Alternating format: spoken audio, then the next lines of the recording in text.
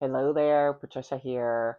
Today, I want to talk a little bit about when someone else's insecurities threaten to disrupt your flow.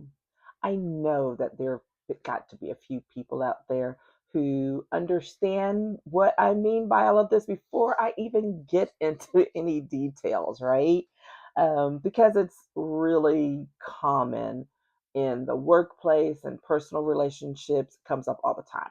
So before we get into it, please remember to hit the thumbs up, like this video, and subscribe so that we can push things out to the YouTube world and get more people tuned in. So here's the thing. This comes up in the context of it's come up a few times, and it's quite frankly something that I've been used to since high school, believe it or not. More recently, it comes up in the context of some service work that I do. And anytime you're working in groups, so it really doesn't matter, but anytime you're working in groups, whether it's a group for work or a group in your community, or, I mean, honestly, even in your own family, like there's always the potential for friction, especially when you have differing levels of skills, different types of personalities, all of that, right? We know that it's just a part of life, it happens.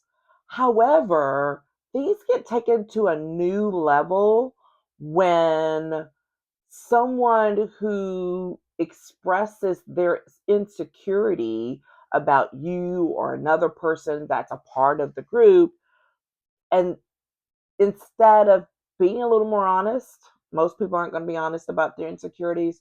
They they show out. There's literally no other way to describe it.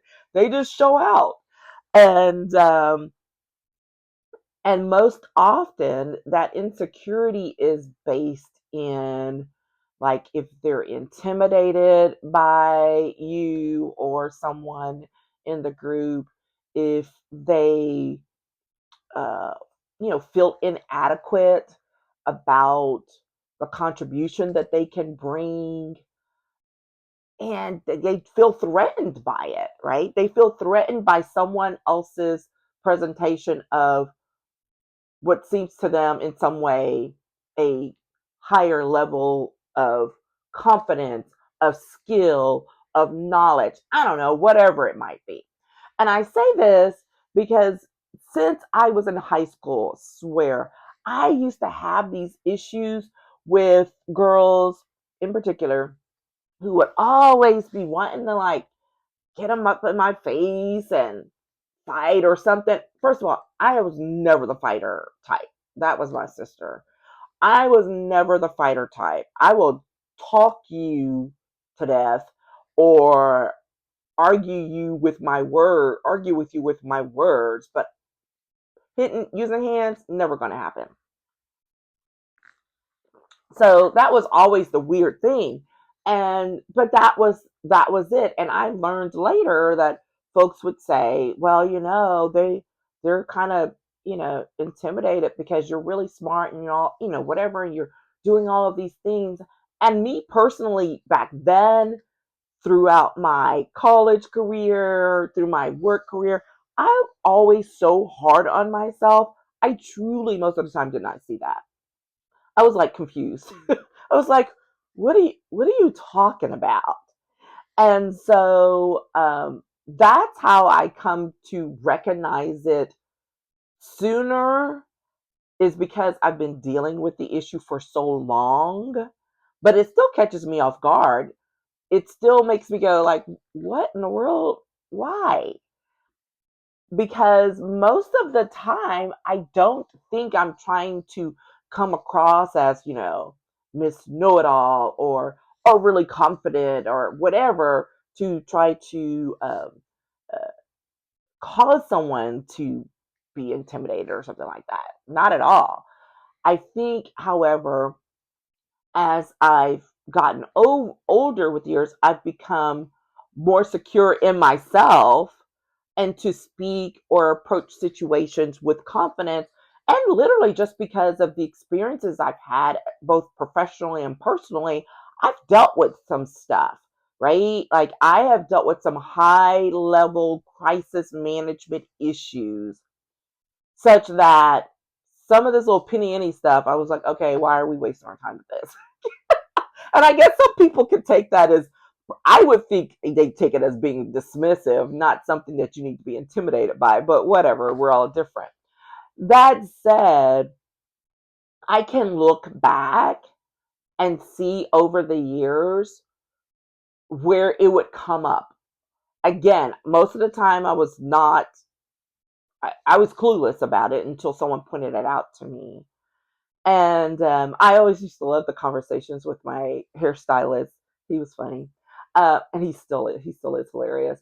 But there were times. I mean, we had this conversation. I may have told this story before, but when I was moving around and going out on my own, with consulting, didn't know what in the world I was doing, but here I am. It's the option that's there, so I'm going to do it. And someone that I was friends with back at that point in time, who had been so supportive, and we were all good until we weren't. And I didn't know what the deal was. We would still meet, but we weren't talking about substantive issues. It was all kind of fluff, and I'm wanting to talk about business and all, whatever. And my stylist was the one who clocked it. He was like, "She's intimidated by you." I'm like, "What are you talking about?" I'm like, I've told him the whole story, and I'm all worked up and confused. He's like, "She's intimidated by you." I was like, "What are you talking about?" She's like, "You're doing something I bet you she wishes she could do and she can't for whatever reason right now. And she's threatened by the fact that you're doing it." And I'm like, "I'm not doing this by choice. Like, this is not something I anticipated doing for many years. So what?" And so it was so funny because years later, it comes to pass. He was right, because her situation shifted and changed. And lo and behold, there she was out there beating the bushes, doing some independent work, started her own small business, whatever. But by that time, there's been some other stuff. We just fell apart, and it was not a situation where we could have supported each other, um, just because of how she kind of ended the relationship, uh, when I was in need of just support, not wanting anything from anyone. And yeah, that's a whole other conversation about how people try to circle back around after the fact. Good grief. So, all that to say, if you are on the receiving end of weird behavior that looks like someone being, it comes in so many forms, right? The insecurity shows up in so many forms. It can show up in the form of someone who's all of a sudden being a bully, which is, most people think that they're, bullies are like, think they're so big and powerful, whatever. And it's actually the opposite, right? They actually are very insecure about something. And the bully behavior shows up as a facade to cover for that. So think about that. Another way it shows up is with someone who, let's say you're working on a project, or supposed to be working on a project together, and all of a sudden when you're involved, they're like, "Oh, well, never mind, Trisha's got it, step back." And I was like, "But I thought we were working on this together," right? That happens. That's a very common one, for folks to go quiet. I see that a lot. Then there's kind of this, yeah, and that's passive. But there's this other kind of passive aggressive thing that happens, where someone does a little bit of stepping back, but they're making little, sly comments in the process, and making some insinuations along the way without just coming straight out with whatever their concern is, or, "Hey, can we work through it?" And I've seen all of them, and depending on what's going on at the time, my response, generally, I'm always professional, right? I probably am throwing fits at home or in my car or something like that when I realize what's going on. And I've learned not to take on the responsibility of trying to fix that for that person. Another passive aggressive way is a person will go to a mutual friend, a mutual colleague, whatever. Instead of coming to you directly, they'll go to them and complain or make some off comments, and then that person comes to you. Now, that's the one that probably irks me the most, because especially as grown-ups, I'm like, we're not in high school. And I am definitely of the mindset, like, if there's a problem, then we need to work it out, or even if it's just perceived and not real. And that is so passive aggressive. It, quite frankly, I lose respect for people when they do that one in particular. The others, I'm like, oh, okay. But that one in particular, involving a third party to uh, deal with your insecurities, I got no time for it. So those are some of the common scenarios. And as I said, my response has changed over the years. Early on, I would be trying to figure, I'd be focusing inward, like, oh my God, what did I do? Well, I need to fix something. Until I learned, and as I grew, that most of the time it wasn't something I did. Now, if there's some way that I came across because let's say I was short in a response or whatever, seeming to, clip someone or what, yeah, then yeah, I will own that. And I feel like, oh, rats, okay, maybe I was a little, I won't say too aggressive, because I'm very mindful of women, and Black women in particular, being accused of that all the time when we're just being vocal and expressing our opinion.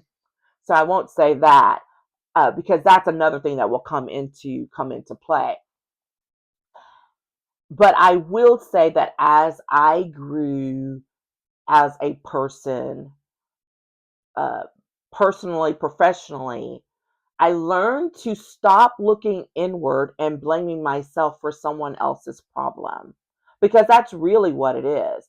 Their insecurity with dealing with me, or someone who is confident, or is working hard and doing whatever, their that's their insecurity.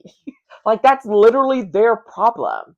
And that was something that I definitely had to learn over time, such that now when I see it come up, I'm like, that's not my problem. And I've had that come up where um someone came to me, which means, of course, the situation that I did not like, but where the person, instead of coming to me directly to say, hey, I kind of felt a little put off by how this was said or whatever, so that we can have a conversation about it, they went to a third person and had that person come to me. And I don't even know that it was deliberate, but it was pretty much when that person's going to come say something, and and that person to come to me, and I'm like, I don't have time for it.